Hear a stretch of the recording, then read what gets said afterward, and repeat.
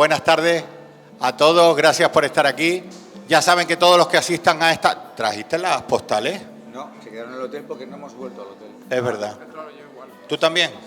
Bueno, todos los que están aquí, todos los que están aquí, todos los asistentes a esta charla de Carlos Puerta y Carlos Esquembre tienen derecho a una postal exclusiva del Salón del Cómic de Santa Cruz de Tenerife. Lo que pasa es que no la tenemos aquí ahora mismo. Pero todos ustedes quédense con mi cara, que yo me voy a quedar con la de todos ustedes y luego me la piden, me la demandan o me la exigen, como quieran. De cualquiera de las tres formas es válido. Y yo luego se las doy. Y si quieren, los autores se las firman y se la dedican. Aparte de eso, tenemos aquí pues una pequeña muestra de la obra de Carlos y de Carles. Espérate, que me pusiste aquí a Julio Verne y tapa tu obra. Entonces vamos a poner aquí juntos. Por aquí por un lado tenemos las dos obras. Falta el móvil. ¿Falta? No, está agotado. Claro. Ah, vale. Pues Lo he dicho con retranca. vale. Aquí tenemos de las tres últimas obras de Carlos que se han publicado en España, tenemos El Barón Rojo. Este ya es el integral porque en un principio salió editado en tres álbumes.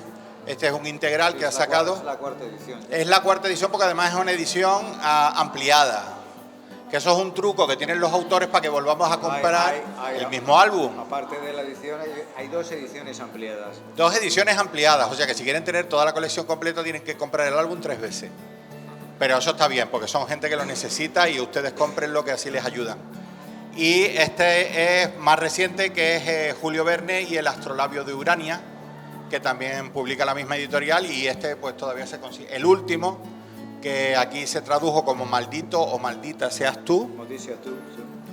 Sí. y ese está agotado. O sea, ese tenemos que hacer fuerza ante la editorial para que vuelva a sacar una nueva edición. Se agotó al mes. Se agotó muy pronto, sí, la verdad que sí. Y bueno, pues ahora mismo por eso no lo tenemos aquí encima de la mesa. Y luego a la derecha de Carlos y a mi derecha también, aunque ideológicamente estaría a lo mejor más para allá, pero bueno, nos hemos sentado como ha tocado Carles. Gente a la derecha que somos de izquierda. No, nosotros somos todos gente de izquierda que está a la derecha, pero bueno, eso es así. Entonces, Carles Esquembre, que también es un autor español, que también ha realizado, como verán, pues son cómics con una cierta tendencia o querencia histórica por fundamentalmente los temas que tratan.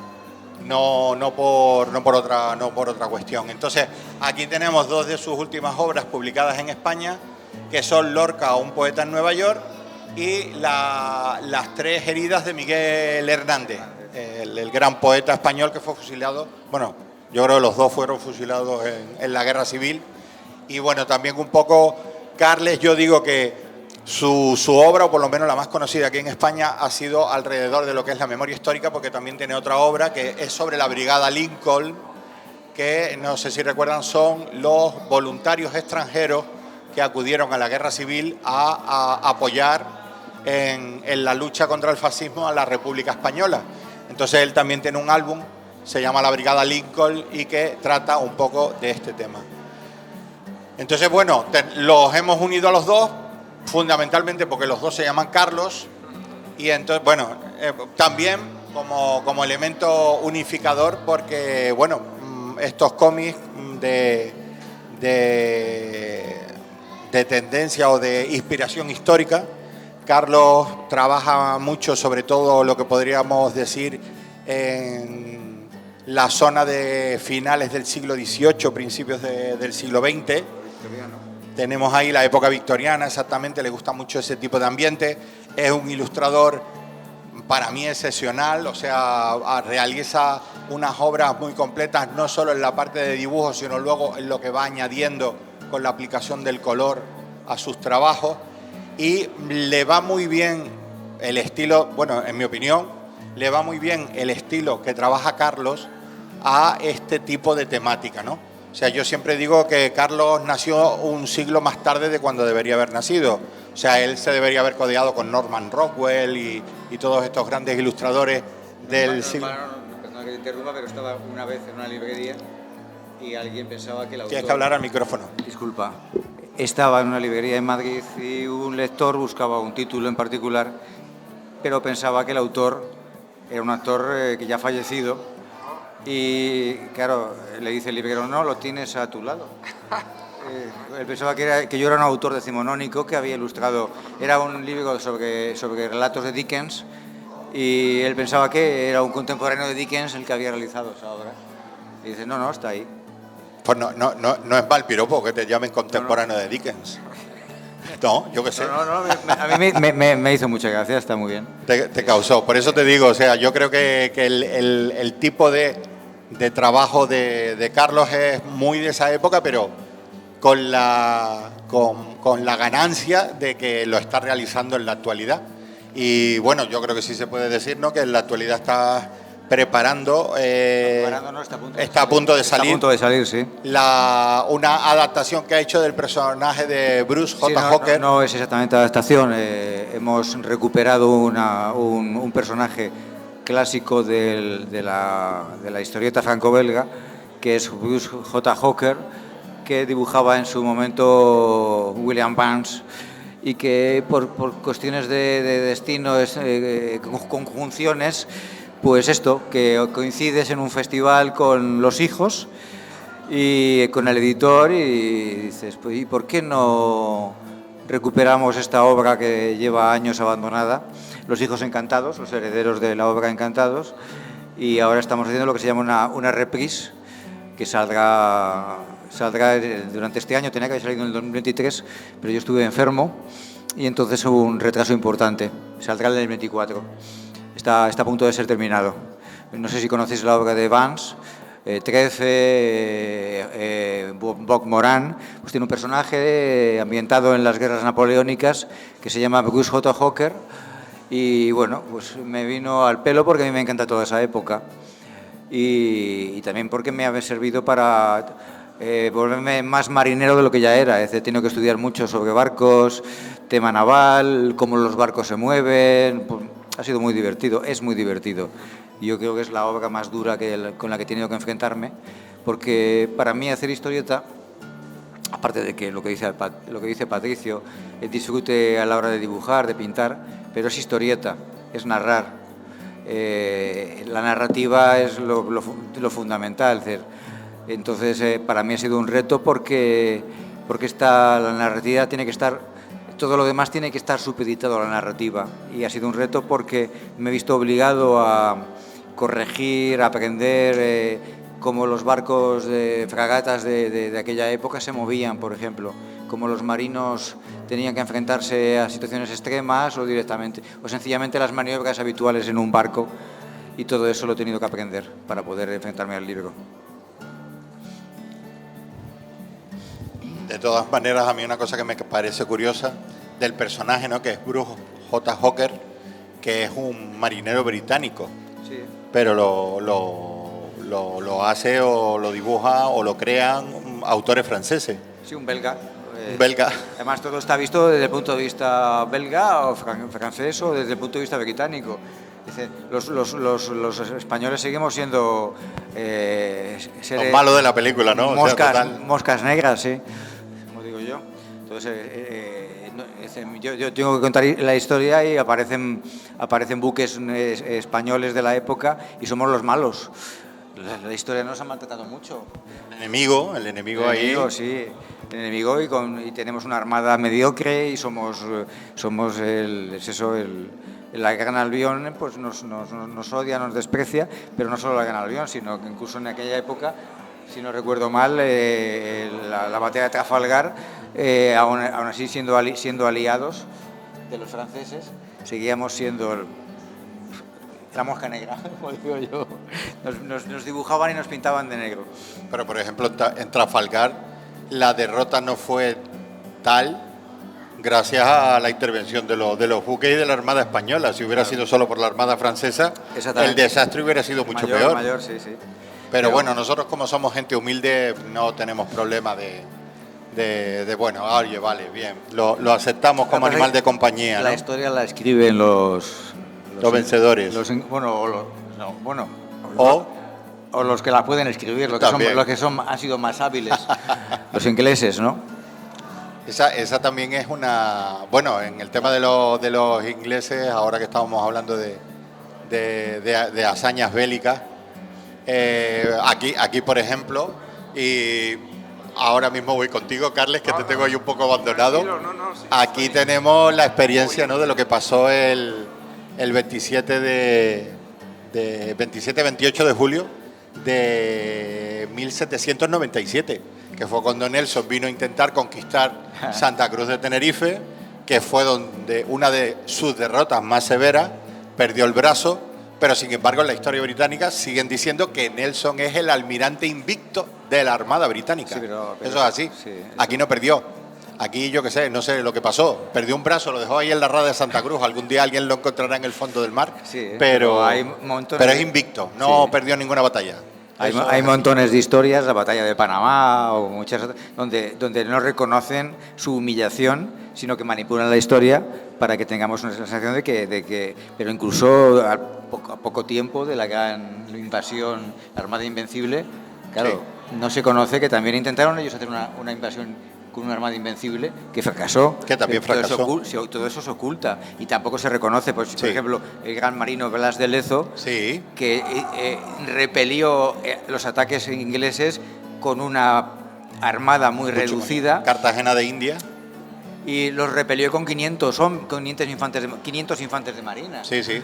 No, pero que incluso los ingleses llegaron a acuñar una moneda conmemorativa de la conquista por parte de la Armada Británica de Cartagena de India. Ellos ya daban por hecho que iban a conquistar Cartagena de India y sacaron una moneda conmemorativa de ese hecho. Y ese hecho nunca se produjo.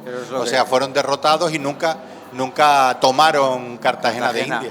Pero bueno, eso... Pero ya sabéis que en la historia pesa más una mentira que una verdad. Claro, ¿no? Que también en la historia no es solo que la escriben los que vencen, sino también los que se saben vender mejor. Porque no, sin vencer me vendo mejor y quedo por encima tuya. O sea, ¿has visto? Correcto. Bueno, y vamos a dejar un momentito a Carlos para seguir luego charlando con él. Y vamos a hablar también con Carles Esquembre, que bueno, él ha trabajado otro tipo de dibujo, otro tipo de historia. Él dice que le gusta mucho más lo de las tres heridas de Miguel Hernández como obra, pero a mí me impresionó mucho la de Lorca, Poeta en Nueva York, sobre todo porque también quisiste reproducir los collages que Lorca dejó como una serie de instrucciones para reproducir o hacer unos collages con fotografías, porque en esa época era muy admirador de Man Ray y de toda una serie de actores que trabajaban el tema de la fotografía, y entonces él dejó como unas instrucciones para realizar unos collages artísticos que no se realizaron, pero tú sí los realizas y los incluyes en la obra. Sí. Bueno, en primer lugar, buenas tardes, muchas gracias. Y sí, en esta obra, es que esta obra tiene una particularidad, que es que cada edición que ha tenido, que han sido unas cuantas, ha sido diferente a la anterior. Entonces, esto fue una apuesta personal de José Luis Córdoba, que era el editor de Panini, y en 2018 se liberaron los derechos de Poeta en Nueva York y al final podíamos incluir los poemas originales, algunos de los poemas originales dentro del libro, y fue cuando se nos ocurrió coger esos bocetos, esas indicaciones que Lorca dejó a su editor, que fue su editor José Bergamín el que le dijo que eso iba a ser, que no era una buena idea, pero en aquel momento él abrazaba mucho las vanguardias y le gustaba esto, ¿no? Gente como Man Ray, Nicolás de Leucona y gente así, y mezclar sus dibujos con las fotografías. Entonces, la idea original era publicar todo Poeta en Nueva York con las 15 ilustraciones que él había dejado por escrito. Pero claro, se nos quedaba un libro que, como él decía, tan grueso como un puño para tirárselo a alguien y romperle la cabeza. Entonces, al final, José Luis seleccionó cinco poemas y intenté pues disfrazarme un poco con las técnicas actuales del collage fotográfico digital, pues hacer un poco con lo que él había dejado escrito, intentar hacer una ilustración parecida. Ahora parece hecho con una IA por el tipo de morphing que tiene o lo que sea, pero se hizo con Photoshop. y lo tiene esta nueva edición, que esta es una edición nueva de Planeta, una reedición, sí que contiene estas 5 ilustraciones, e incluso en la exposición que habéis hecho aquí tan bonita en la sala de... ¿Cómo se llama la sala? ¿No? En la sala, recordarles que en la sala de arte del Parque García Sanabria, en la parte cerca, pegado a la Rambla, que también por allí está la cafetería Strasse y hay una terraza, hay una sala de exposiciones muy amplia y la verdad es que muy buena, y en ella hay tanto una exposición de Carles Esquembre, que permanecerá abierta hasta el 5 de noviembre, como de El Barón Rojo de Carlos Puerta. Sí, sí. Bueno, ahí podéis ver reproducciones a tamaño grande de esas ilustraciones, y luego el propio cómic en sí, los propios dibujos del cómic también están hechos pensando en eso, ¿no? En la mezcla de el uso de la referencia fotográfica del Nueva York de finales de los años 20, el blanco y negro, esa textura y esa idea, ¿no? de jugar con la fotografía y el dibujo. Y el tipo de entintado también es digital. Yo empecé a hacerlo a lápiz, pero luego al final vi que iba más rápido haciéndolo en digital. Y lo trabajé con una tableta Wacom pequeñita, que yo no no dibujaba en la tableta como ahora, sino que tenía que mirar la pantalla y dibujar así, ¿no? Como... Sí, pues fíjate. ¿Tú sigues dibujando así? Sí, qué barbaridad. Perdón. ¿Tú sigues dibujando así con la Wacom antigua? Sí, ostras, ¿No te gusta cambiar? Es que, bueno, por explicar un poco a los que no conozcan el tema técnico, la primera innovación que salió, dirigida quizás al colectivo de ilustradores y dibujantes, fue que se podía dibujar, bueno, al principio era con el ratón, directamente con el ratón podías trazar líneas y tal, de aquella manera en la pantalla, y pues había programas de ordenador que te permitían pues hacer dibujos con el ratón, que era hacer, bueno, se hacía lo que se podía. Era todavía bastante... Sí, eran los inicios, como quien dice, de todos estos programas. Era muy ingenio, porque yo trabajaba en agencias y me acuerdo que dejábamos... no era tiempo real, entonces dejabas el lápiz actuando, era sobre todo dibujo vectorial, y lo dejabas con la esperanza de que a la mañana siguiente hubiese acabado de gestionar el trabajo. Pues era un poco así, ¿no? Entonces, el siguiente paso fue cuando aparecieron las tabletas gráficas Wacom, que ahora hay también otras marcas y eso que lo desarrollan, y eran una tablet que conectabas al ordenador, y con una especie de lápiz digital podías dibujar sobre esa tableta, ¿no? Pero el resultado lo veías en la pantalla, de forma que tú dibujabas aquí y estabas mirando la pantalla del ordenador. O sea, que era una forma de dibujar indirecta. Y muchos profesionales todavía seguimos prefiriendo eso. Que por eso te digo, o sea, que en el caso de Carlos... Porque yo luego, otros compañeros que conozco ya se han pasado a la tableta gráfica, a la Wacom actual, que es como si fuera una pantalla. O sea, la puedes poner, puedes poner sobre... Yo lo sigo haciendo, pero sobre un iPad. A veces me llevo el iPad al campo o lo que sea, y sobre el iPad trabajo lápices y tal, pero eso, como para hacer bocetos y tal, está bien. Pero lo otro sigo necesitando. Sí. Me gusta el Wacom de toda la vida. Trabajo sobre una pantalla de 30 pulgadas de muy alta definición, y me es mucho más cómodo porque, como os digo siempre, que los años suman y mi visión no es lo que era. Claro. Entonces, si puedo trabajar con una precisión más alta, ampliando lo que veo, que con la presbicia que me está matando, pues es mucho más cómodo. Pero de todas maneras tú miras lo que estás dibujando en la tableta sin ver el resultado. Y luego miras, tú miras directamente la pantalla. Sí, yo no miro la... Tú no miras lo que estás haciendo la mano. Una pregunta, Carlos, por favor. Esto es que es para mí... ¿Cómo sabes, o sea, cómo trabajar el zoom hasta tal punto de decir, trabajar una zona que luego en la impresión a lo mejor se va a ver muy pequeña? Mi pregunta es, ¿te pones una limitación no amplío el zoom hasta más de X? No sé, yo trabajo en una altísima resolución. Estoy trabajando, aparte de que el archivo, la imagen que trabajo, sí. Aparte de que la imagen que trabajo tiene unas dimensiones muy grandes, trabajo a 600 puntos por pulgada. Claro, sí. Y luego lo otro es cuestión de necesidad. voy ampliando con los dedos o voy reduciendo según las necesidades de mi trabajo. Y todo lo veo directamente en la pantalla. Yo estoy trabajando así. Pero esto... Y vas viendo el resultado que va apareciendo Claro, en la pantalla. pero esto ya es una manía. Es decir, yo en principio trabajaba directamente sobre la mesa.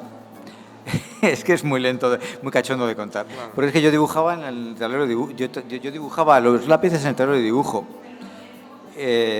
Primigeniamente. Luego los calcaba vegetal para pasarlos a la hoja que iba a pintar.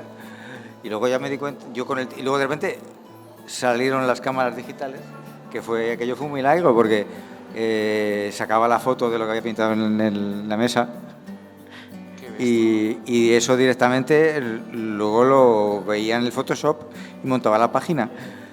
Y claro, cuando tuve la Wacom dije, qué gilitontería, ¿no? Porque voy a hacerlo directamente en la Wacom.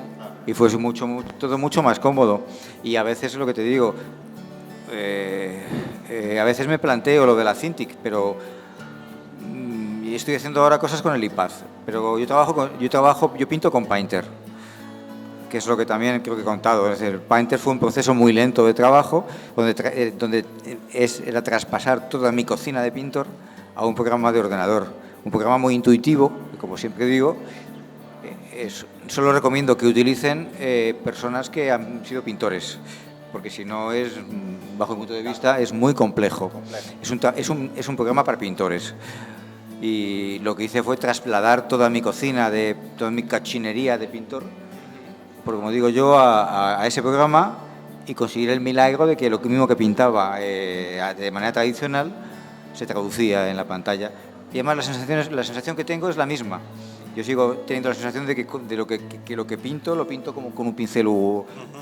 Sigo mojando y sigo... Sí. Entonces no he notado, si no hubiese cambiado. Sí. Pero claro, yo era de estos autores que vienen en los 80 o 90, finales de los 80, los 90 todavía teníamos dudas de si sería real lo de poder pintar con un ordenador, porque Sí. claro, el proceso era lento, pegabas una pincelada y tardaba unas horas y que la pincelada se veía. Sí. Entonces, dice, ¿cómo vas? No había tiempo real, los ordenadores no te permitían el tiempo real en la pintura. Entonces, cuando un día apareció, pero todas estas cosas aparecen porque de repente tienes un problemita en tu vida que te hace pensar, tengo que conseguir gestionar mi situación de otra manera, pues lo del accidente de tráfico que ya he contado. Entonces, eso me llevó a decir, pues voy a buscar otras formas de trabajar que me ayuden. También le he contado, sufro de una conjuntivitis por los pigmentos de la pintura. Entonces digo, todo eso me lo quito de en medio. Claro. A veces tengo que enfrentarme porque me piden dedicatorias, tengo que enfrentarme otra vez al papel y pintar y tal, pero bueno. No, lo que hablábamos también, pues ya el paso final ha sido, no, en la actualidad la Cintiq o la Wacom, que es una pantalla como la pantalla de la televisión, que puedes poner en vertical, en horizontal o en diferentes inclinaciones, y tú ya con el lápiz digital pintas sobre la pantalla y se va viendo a la vez que tú vas haciendo las indicaciones o vas pintando, es un lienzo, se va viendo en la pantalla. Es un lienzo directamente digital. Entonces, tú sí trabajas con ese tipo de tecnología. Sí, yo tengo ya me compré por la tableta más grande que había en el mercado. Vale. Sigmund Freud tendría que decir algo al respecto. ¿Cuánto tienes? ¿60 pulgadas? ¿70? ¿200? No, en aquel momento no sé si era... 30 pulgadas. Sí, un poquito, 27 puede ser, creo. Sí, puede ser. Sí. Y me costó al principio porque lo que le comentaba a Carlos, tenía el problema del zoom, que no sabía dónde parar. Yo cuento siempre la anécdota de estar dibujando una máquina de escribir que aparecía en una mesa al fondo de la viñeta y me puse a dibujar los engranajes de la máquina.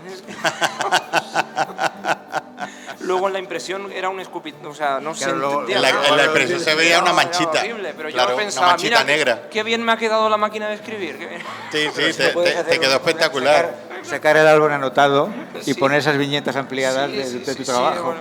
Con una máquina de microfilmado, pues se puede ver la máquina de escribir. Sí, pero eso a veces me pasa. Digo, ¿por qué estoy trabajando tanto detalle si luego no se va a ver? Luego no se va a ver. Además, que va a quedar peor probablemente, porque en la impresión va a quedar todo empastado. Se va a empastar ahí. Sí. Es cierto. Esto es una de las razones por las que las consultas de psiquiatras están llenas de dibujantes de cómics. O sea, no... Pero bueno, yo lo que le quería preguntar antes, a lo mejor, que sigamos hablando, y que abramos el coloquio también al público, por supuesto. Si ustedes quieren en cualquier momento preguntar alguna cosa, que les quede alguna duda, levanten la mano, y si no, después pues vamos a abrir el diálogo. Yo me levantaré y le iré pasando el micrófono a cada uno para que cada uno vaya haciendo una pregunta, ¿no? Entonces, yo lo que sí que te quería preguntar es, empiezas con la brigada, o por lo menos de los trabajos que han salido a la luz tuya, ¿no? Porque sé que tienes muchas pruebas y muchas muestras de tu trabajo que has presentado a editoriales y eso, y que a lo mejor no han salido o no han llegado a ver la luz aquí en España. Brigada Lincoln, Lorca, durante Poeta en Nueva York, Las tres heridas de Miguel Hernández en plena guerra civil. ¿Es un posicionamiento tuyo de querer contar este tipo de historias? En realidad es por mi completa y total falta de aptitud para dibujar mis propias historias de epopeyas fantásticas de ciencia ficción. Ah, bueno, vale. No, pero siempre he estado rodeado en casa siempre de cultura impresa y de literatura recuerdo una reunión con unos editores que decían que las biografías ilustradas en aquel momento, los cómics biográficos, estaban como vendían bien, ¿no? O sea, al final siempre la visión comercial comercial dentro del mundo del cómic, o sea que es como un anatema, ¿no? Es una antítesis. Claro. Y bueno, daba la casualidad que me gustaba este tipo he crecido un poco con esto también, y encontré ahí una especie de camino para hacer estas historias. Sí. ¿Y la tuya, Carlos? Porque yo, por ejemplo, sé que, por ejemplo, a mí hay una obra tuya que me gusta mucho, que no se ha publicado en España, que es Adamson, que tiene tintes que continúa, ¿no?, esta tendencia tuya de hacer ilustraciones, ¿no?, relacionadas con el siglo XIX, principios del siglo XX, pero que también tiene un elemento fantástico muy grande, ¿no? Yo creo que todas lo tienen en realidad, pero tampoco no son historias buscadas. Adamson me encontró a mí, generalmente el tebeo me encuentra a mí. Sí. Yo intento esquivarlo, pero al final algo ocurre que me hace volver a hacer tebeos. Y de repente fue una llamada, yo no sabía todavía qué iba a hacer, si iba a seguir dibujando tebeos. Acababa de terminar un libro con Lorenzo Díaz. Sí. Y no sabía qué camino iba a tomar. Y de repente una llamada telefónica de una señora con la voz muy atiplada que se llama María Smirnov, que está montando una editorial con la editorial francesa Robert Laffont. Está montando una división nueva y me ofrece trabajar con ellos. En principio iba a hacer una cosa que dibujó Enrique Breccia, sí, que es no sé cómo se titula. ¿Te acuerdas tú, cariño? Los Centinelas. Ah, sí, Los Centinelas. Estuve haciendo unas páginas con Xavier Dorisón, pero no llegamos a una conjunción, Xavier y yo.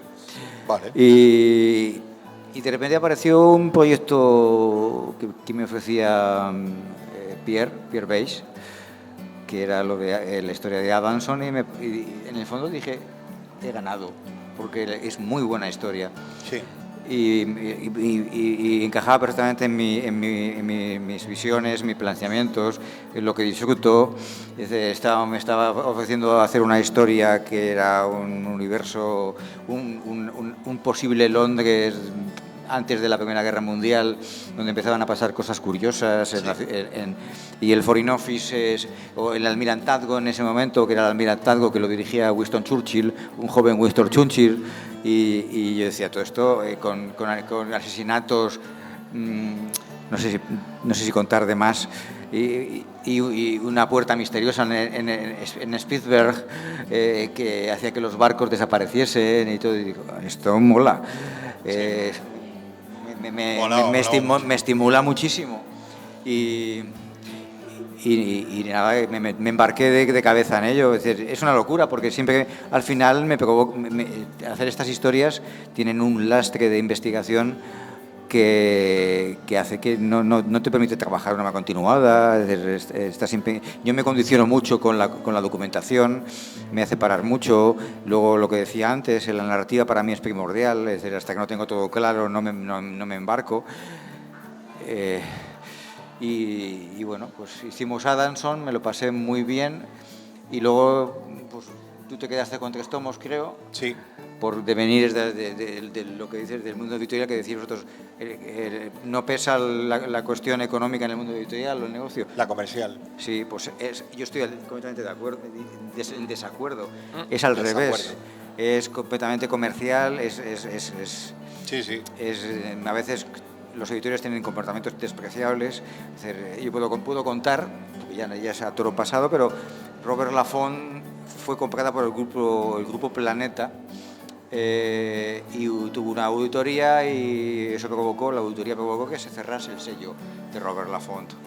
Y Robert Laffont, el sello editorial de Robert Laffont DVD, fue comprado por Guy Delcourt, pero lo fuimos comprados por Guy Delcourt como si fuésemos futbolistas. Sí. Sin preguntar a ningún autor si queríamos firmar con Guy Delcourt, nada parecido. Por eso al final se hicieron muchos autores en el sello de Guy Delcourt, fuimos perjudicados por la situación, y las series que se fueron compradas cumplieron lo que tenía que ser cumplido por contrato con Guy Delcourt, pero Guy Delcourt lo que hizo más que nada es, yo creo que pensó, me las cargo antes de que otro pueda comprarlas. Y es lo que pasó realmente. Creo que la única que sobrevivió fue la que dibujaba Enrique Berreccia con Dorison, pero poco más. Y a mí me tuvo congelado Adamson durante muchos años, hasta que recuperé los derechos de autor para poder proseguir cuando me apetezca, cosa que es muy complicada, porque cuando quieres intentar recuperar el proyecto, te ha pillado otro proyecto de claro. medias y te para completamente. Es parte del juego, como quien dice uno. Pues no sé, yo sí me gustaría que si quieren hacer alguna pregunta antes de continuar, tanto a Carles Esquembre, esta charla un poco la llamamos pues sobre el cómic histórico, sobre la memoria histórica, sobre un poco lo que ellos trabajan, o sobre las temáticas que ellos han trabajado fundamentalmente, sobre todo porque en España el cómic histórico nunca ha tenido fama de buena venta. No. Siempre han dicho que yo es que soy muy raro desde chiquitito. Sin embargo, en mi caso, Barón Rojo lleva ya 4 y a mí me encanta 4 ediciones, Barón Rojo. Sí, Barón Rojo, por ejemplo, lleva muchas ediciones. Sí. A mí me encanta el cómic histórico y siempre echo de menos que en España se haga más cómic histórico. Por eso me congratula mucho ver aparecer las obras de Carlos Puerta, y me sorprende mucho que aparezcan las de Carles Esquembre. Pero bueno, esa suerte tenemos y los tenemos aquí, o sea que aprovechen si quieren hacer alguna pregunta. Quien levante la mano, le llevo el micro. Venga, por ahí hay una mano. Espérate que te llevo el micro porque si no, no se te oye.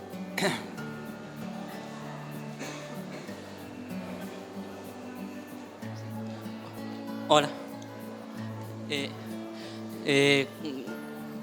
¿Cómo pudiste averiguar tu propio estilo para todas tus historias? ¿A quién pregunta? ¿A quién pregunta? A los dos. Le preguntas a los dos, ¿no? ¿Cómo conseguir? A ver, yo me pongo aquí como si yo fuera él. ¿Cómo conseguisteis llegar a desarrollar ese estilo propio para desarrollar esas historias? Algo así, ¿no? Sí, perfecto. bueno, ¿Has visto? en mi caso todos tenemos influencias. Yo cuando empecé en este negocio me gustaba mucho dibujantes como Noé Sicles o Alex Raymond. Era una miscelánea de muchos autores. Estaba muy influido por la pintura histórica del siglo XIX, española, gente como Pardilla o Checa. Y en ese momento no pensaba siquiera en que me iba a dedicar a hacer tebeos. Luego tuvo mucha culpa de que me quisiera dedicar a hacer tebeos el señor Joseph Tutain, que ya he hablado de él en algún momento, porque me mostró un mundo, unas posibilidades. A mí me gustaba contar historias.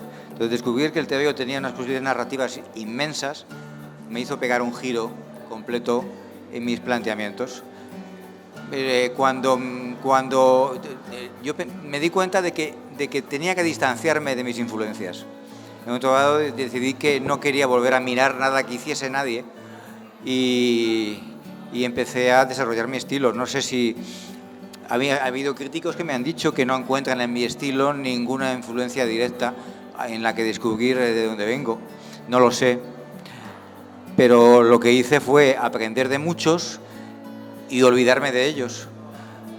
No sé si responde eso a la pregunta. Luego lo otro es mi formación es clásica como pintor. Me he empapado de todo tipo de... Yo estaba cuando era chaval, el Museo del Prado estaba abierto constantemente y yo me dedicaba a visitar las salas y empaparme de pintura, sobre todo el Casón del Buen Retiro, con la pintura del 19 me chiflaba y entonces me empapaba mucho de todo eso. Y luego también una educación clásica, sí, pasaste por Bellas Artes. Y luego también el trabajo. Es decir, yo tengo una formación autodidacta y entonces yo he aprendido a base de enfrentarme a encargos. A mí me encargaban hacer una historia o una ilustración X y yo no solía decir, no sé si voy a saber hacerla. No, yo lo hacía y generalmente salía bien. Entonces me pedían algo de una técnica particular o un acabado en particular y yo no decía que no lo hacía. Todo eso me dio un aprendizaje. Claro, son trabajos que te obligan a enfrentarte a cosas durante muchos meses y sobre todo trabajar en publicidad. La publicidad es muy trabajas bajo mucha presión, por ejemplo, igual que en animación. Pero yo me acuerdo en publicidad, yo hice muchos storyboards para publicidad en los 90, por ejemplo, a finales de los 80, y me acuerdo que era una presión inmensa porque te llamaban, yo qué sé, a las 6 de la tarde para tener una story para presentar a un cliente a las 8 de la mañana. Y luego a lo mejor llegabas incluso allí al estudio a las 8 de la mañana, tenías que rehacer el story porque no estaba hecho, no estaba de acuerdo el cliente en lo que... Todo eso era una presión. Y además... Sí, además estaba la presión de que si ese story o ese trabajo que habías hecho para la agencia no estaba a la altura de las circunstancias, la agencia te decía hasta luego cocodrilo y te tenías que comer los mocos. Entonces, y todo eso, a mí mi interés como autor era poder seguir trabajando en las diferentes agencias de una manera constante. También produce una presión. Yo en aquella época acabé con una úlcera de duodeno, para que entendáis cómo va la cosa. Y entonces la úlcera de duodeno se me curó haciendo Te Veo. A ver, explicas otra vez cómo que se te curó. ¿Cómo fue la curación? Pues la curación fue cambiando de trabajo. Vale. Tenía mucha presión en muchos aspectos de mi vida, pero la presión a la hora de presentar, de tener un proyecto acabado, un trabajo acabado en una agencia, tal, era una tras otra. Entonces, cuando de momento vi que podía dedicarme a algo que a lo mejor no me daba tanto dinero, pero que me producía una tranquilidad, una felicidad, eso también cambió mucho mi vida. Otras razones que me produjeron una úlcera de duodeno, podría contarlas, pero son muy personales y muy largos. Sí, no, yo creo que más vale que eso lo obviemos y dejemos a lo mejor que Carles nos explique cómo fue su proceso. En mi caso muy fácil. Yo dibujaba en papel mi propio, digamos, lo que yo creía que era mi estilo de dibujo, y un día tuve la oportunidad de enseñarle mis dibujos a Moebius, y Moebius me dijo que no valía para esto y que me dedicara a otra cosa. Yo hablé con él. A mí me dijo lo contrario. Entonces descubrí que mediante las herramientas digitales podía un poco arreglar mis carencias, digamos, académicas, tipo de anatomía, perspectiva no tanto, porque me gustaba más dibujar fondos que figura humana, y a través de referencias fotográficas y todo esto empecé a presentar trabajos a editores con este tipo de dibujo, y fue cuando se me empezaron a abrir las puertas. Resumido es así. O sea, que el estilo me lo condicionó las negaciones y los errores, digamos. Estupendo. O sea, pues ya sabemos, sí. Ya sabemos algo más. A ver, ¿alguna pregunta más por aquí?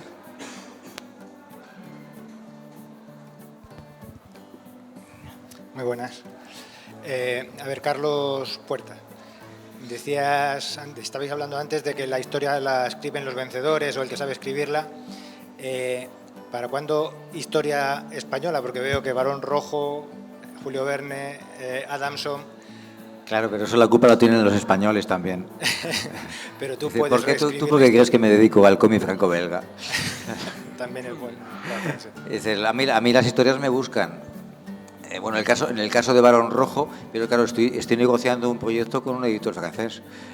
A mí me pregunta mi editor francés, ¿qué quieres hacer? No recuerdo, sinceramente, a lo mejor lo hay, pero no recuerdo ningún piloto destacable que yo pueda ofrecer a un editor francés. Seguramente lo hay, pero seguramente me mira así con cara de... No vende, claro. Entonces, si le ofreces Barón Rojo o otro proyecto, me ofrecieron un proyecto también para hacer una historia de pilotos de Spitfire en la Segunda Guerra Mundial. Y tienes que hacer un proyecto que pueda interesar. El Barón Rojo fue automático. Pero Jules Verne, igual yo no quería hacer Jules Verne, por ejemplo. Yo quería hacer una historia de mujeres guerreras con armaduras que luchan en un planeta perdido ahí en una galaxia ignota, pero no lo quiso el editor. Ahora lo van a hacer con otro dibujante, pero no lo quiso el editor y apareció... Ah, no, me estoy equivocando. Esto fue antes, sí. Esto fue una chica muy simpática que me escribió diciendo que se llamaba Esther Hill, pero en realidad se llamaba Teresa.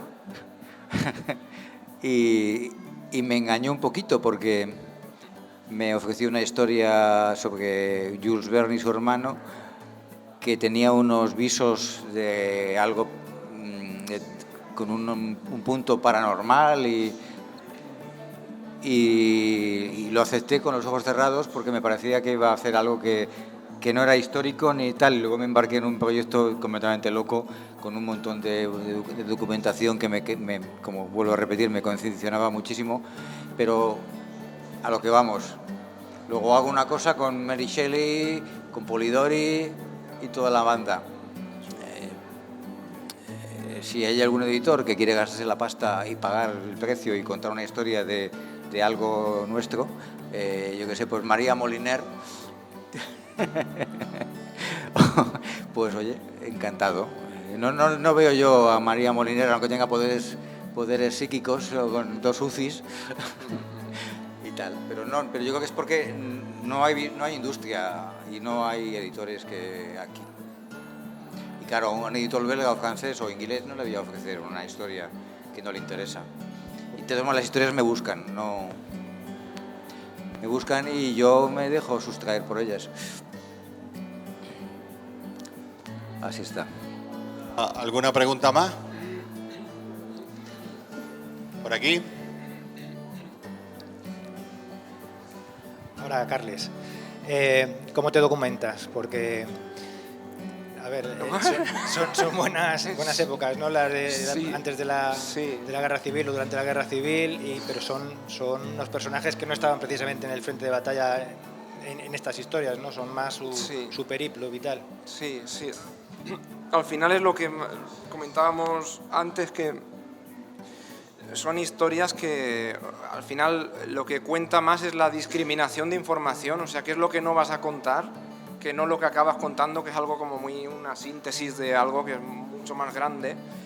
Y hay un proceso en la recopilación de bibliografía y documentación donde ya tengo que parar, porque es que si no, nunca me pongo a dibujar, porque estaría todo el rato leyendo cosas y al final tampoco es tanto lo que... A ver si tengo una lista grande de lectura recomendada, de bibliografía, de biografías oficiales, digamos, pero paro en cierto momento y me quedo luego interiorizo mucho la información y la reflexiono y le doy una interpretación, o sea, no hago una traslación de lo que yo leo en la documentación de biografía a cartelita de texto y dibujo, sino que intento hacer algo que tenga no sé, un lenguaje como más simbólico o más que tenga un estilo más personal o como quieras llamar, pero que no sea eso, ¿no? Que no sea coger la biografía de Ian Gibson, o sea, un libro de Gibson y trasladarlo a viñetas, porque es que si no también yo me aburro. Y aparte que muchos de estas, salvo algunos momentos concretos, muchas veces es gente de los años 30 fumando y hablando en cafeterías. Quiero decir que no hay mucha acción, digamos, entre comillas. Y así es como como lo hago, básicamente. De todas maneras, también te digo que una de las mejores series de acción de la historia de la televisión fue El ala oeste de la Casa Blanca, y te pegas capítulos enteros Sí, viendo no, no. hablar a gente. Sí, el entramado político me son encanta. súper interesantes los capítulos. Y de hecho, por ejemplo, estoy muy, entre comillas, o sea, orgulloso de una cena de Miguel Hernández. Cogí algo una información nueva que desveló Ángel Viñas, el historiador, sobre un monárquico alfonsino conspirador que fue a reunirse con Mussolini, y esa escena está reproducida en el cómic tal cual. Y eso fue como un pequeño detalle que me permití yo hacer, y me parece muy, muy interesante la parte política, ¿no? de la historia. ¿Una preguntita más? No sé. ¿Quieren saber cómo navegan los barcos británicos? No, yo puedo añadir una anécdota que me he acordado ahora de Jules Verne, que es cuando estábamos desarrollando la parte del barco. Estábamos cuando llegan al barco, al Great Easter, que era un barco primitivo que ya combinaba técnicas de navegación, se utilizaba palas como los barcos de Mississippi, velas y hélice, pero no había planos de cómo era el barco en su momento, porque el barco plantó o tendió el cable del telégrafo a principios del siglo XX, y después de eso y algún uso más fue desguazado y no teníamos ningún tipo de documentación de cómo era el barco.